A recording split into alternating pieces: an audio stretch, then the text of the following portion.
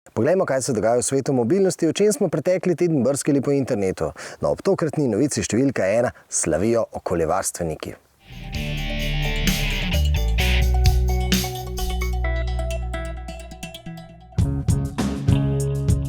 Prvič v zgodovini je prodaja električnih avtomobilov presegla prodajo dizelskih avtomobilov. Po podatkih J2 Dynamicsa so namreč v septembru v Evropi prodali samo 24,8% dizelskih avtov.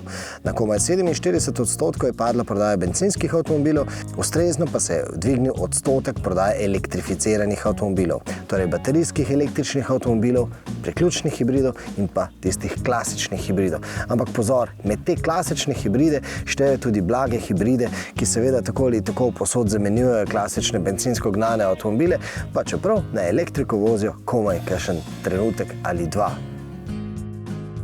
Pa vas zanima prva peterica? No, Golf, Corsa, Clio, Captur in pa Mercedes A.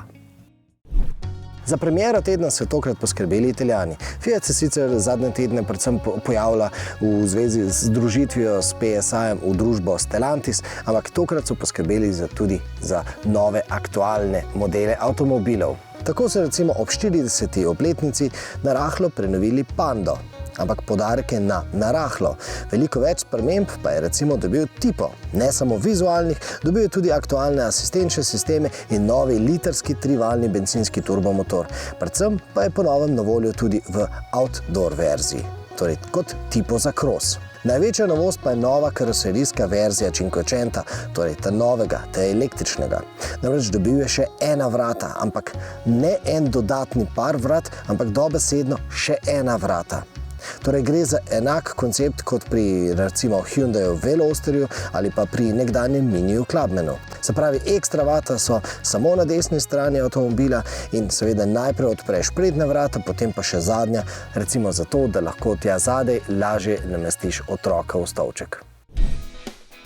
Ta teden imamo za vas dve raziskavi. Peugeot je recimo v Veliki Britaniji izračunal, da kar 72% staršev vključi svoje otroke v proces odločanja o novem družinskem avtomobilu. No in kar 55% teh otrok navija za električni avto. Ampak v oči nam je padel tudi projekt Tingo, ki na promet gleda tudi iz perspektive enakosti med spoloma. Naredili so raziskave po 10 evropskih državah in zdaj so znani rezultati iz Pariza. In ugotavlja, da ženske raje potujejo z javnim prevozom kot moški, moški pa imajo veliko raje osebna prevozna sredstva, na primer avto, motor ali pa kolo. No in ženske potujejo tudi bolj pogosto v prostem času in naredijo tudi več voženj na dan. Ženske so tudi bolj previdne pri uporabi storitev deljenega prevoza, kar pa se seveda zdi precej pričakovano in tudi razumljivo. Koncern Volkswagen pod svojo streho združuje več tisoč razvijalcev računalniških programov in nedavno jih je združil v računalniško podjetje carsoftware.org. Kot se za računalničarje spodobi, seveda vsi ti programerji delujejo na zelo različnih lokacijah, še vedno pa so tudi razdeljeni po različnih blagovnih znamkah. In znamka Seat želi biti še posebej proaktivna na tem področju. Zdaj predstavlja aplikacija Seat Code, ki lastnikom flot lajša nadzor nad svojimi vozili. In seveda ni naključje, da je aplikacija tako za iOS kot za Android prišla ven ravno v trenutku, ko je Seat predstavlja svoj prvi skuter. Električni skuter z oznako 125, s čimer jasno sporoča, v katero kategorijo motociklov spada. Torej za v mesta, ampak ne samo za vožnje s 50 km/h. Pa še ena iz koncerna Volkswagen. Javno so izpostavili, da proizvodnjo vodika spremlja preveč težav, da bi lahko že jutri v velikem obsegu na takšen način ozelenili tovorni promet oziroma mobilnost na dolge proge. No, številne druge družbe bolj velikopotezno računajo na vodik, recimo tudi družba PSA. Pri tem se Francozi zanašajo na Oplove ekspertizo na tem področju in v domačem Oplovem Rüsselsheimu tako vzpostavljajo center za raziskave in razvoj gorivnih celic. Blizu Lyona pa so že zastavili temelje za največjo evropsko tovarno gorivnih celic. In podatek, ki jih žene naprej, no, leta 2030 bi radi obvladovali kar 25% celotnega trga. Ampak Verjetno vseeno tudi malce iz previdnosti so ta posel zaupali zagonskemu podjetju Symbio, ki je v skupni lasti Michelina in pa Faurecia. Slednje podjetje je seveda v PSA-jevi lasti, ampak je tudi eden od jezičkov na tehtnici pri združevanju Fiata in pa PSA. Na gorivne celice močno računajo tudi pri Kii. Zdaj bodo te gorivne celice razvijali tudi na primeru vojaških oklepnikov. A nam želijo s tem kaj povedati? Ford je prenovil SUV Edge. Postal je še bolj stilski, ima nove asistenčne sisteme, a glavna novost je ogromen pokončen zaslon na dotik. Takšnega, kot ga ima tudi električni Mustang. Elektrifikacija pri Fordu pa ne poteka točno po načrtih. Prekomerno segrevanje baterij pri priključno hibridnih kugah je povzročila začasno ustavitev prodaje teh modelov in to pomeni, da bo Ford imel veliko težavo doseči eko cilje do konca leta in zato so sklenili tako imenovani pool z Volvom. Ampak bolj ko vstopamo v zeleno mobilnost, bolj se krepi tudi nostalgija po starih požrešnih avtomobilih. Tako je japonski predelovalec Mitsuoka vzel Toyota RAV4 in jo spremenil v vizualno požrešnega ameriškega terenca s tehnično zeleno Toyotino osnovo. Ampak isti cilj predelovalci bolj pogosto dosežejo obratno. Najbolj sveži primer je General Motorsov oddelek Chevrolet Performance, ki je tako ohranil obliko starega Blazera in mu vstavil zeleni električni pogon. Gremo na neavtomobilsko mobilnost.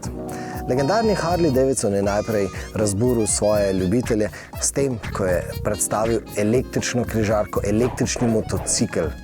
Ampak zdaj je šel še korak dlje. Vstopil bo na trg električnih koles in obeta si, da bo z njimi osvojil srca mestne mladine. Ampak se veste, kaj pravijo današnji ljubitelji te znamke. Harleyja si lahko privošči šele takrat, ko se ne rabiš več dokazovati. In tu je letalo, avto letalo. Nizozemski leteči avto PAL V Liberty je dobil registrsko tablico in dovoljenje, da se z njim peljejo po cesti. Postopki za pridobitev dovoljenja za letenje pa še trajajo. Ta avto naj bi torej po načrtih prvič poletel leta 2022. In potem je tu samovozeči taksi, samovozeči čoln. Roboat se imenuje. Ideja pa je, da bo brez kapitana plul po kanalih Amsterdama. No, zdaj je model postal dovolj velik, da se lahko na njem že peljeta dva otroka. Mercedes-Benz krepi svoje sodelovanje z Aston Martinom, ki se je začelo pred nekaj leti, ko se je Aston Martin zaželel AMG-jevih osemvaljnikov. Nemci bodo v 3 letih svoj današnji delež 2,6% povečali na 20%, a jasno poudarjajo, da si več od tega ne bodo prilastili. Nekdanji predsednik znamke Volkswagen Matthias Müller pa je postal šef nove blagovne znamke Piech. Seveda gre za znamko, ki nosi ime nekdanjega prvega moža koncerna Volkswagen Ferdinanda Piecha, slovitega, zdaj že pokojnega. No in sin Ferdinanda Piecha je tudi ustanovil to znamko. No in Švicari se bodo usmerili v visoko zmogljive super luksuzne avtomobile, seveda električne. Posebnost njihovega prvega avtomobila, prototipa, pa je, da lahko baterije napolnimo v pičlih 5 minutah. Ampak seveda, to so obljube. Kakorkoli, naš nabiralnik se že pridno polni z novicami za prihodnji teden, zdaj pa predlagamo, da preverite, ali ste že naročeni na naš kanal. Če se naročite, bomo skrbeli za vas, da boste redno obveščeni, kaj se dogaja v svetu avtomobilizma in pa mobilnosti nasploh. Sicer predlagamo, da kliknete na gumb naroči in pa zvonček poleg njega. In zdaj je pravi trenutek, da skočite tudi na MMC, na naš zavihek na MMC-ju in oddate glas za slovenski avto leta za leto 2021. Vstopamo namreč v zadnji mesec glasovanja. Glasujte in se potegujte za nagrade. Se vidimo.